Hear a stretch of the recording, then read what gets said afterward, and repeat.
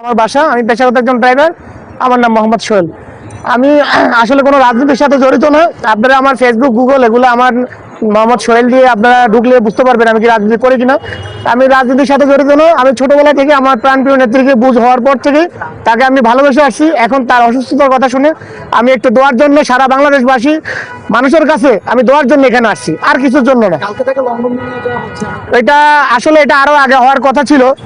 ওনাকে তো গত 17 বছর ওনাকে যেইভাবে বন্দি করে রেখেছিল, তখনই উনি যেটুকু অসুস্থ হওয়ার ওই 15-16 বছর ওনার অসুস্থ হয়ে গেছে। এখন তখন নিতে পারে না। এখন আমরা যে সুযোগটা পেয়েছি, এই সুযোগে ওনাকে আমরা চাই বাইরের থেকে সুস্থ চিকিৎসা করে সুস্থতার মাঝে আমাদের দেশে ফিরে আসুক উনি আবার আমাদের মাঝে।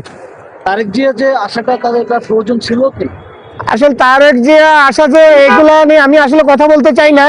এখানে আমাদের দেশনীতি এবং তারেক রহমানকে নিয়ে অনেক বিভিন্ন রকমের গুজব ছড়াচ্ছে। তো আশা করি আপনারা এসব নিয়ে গুজবে কান দিবেন না।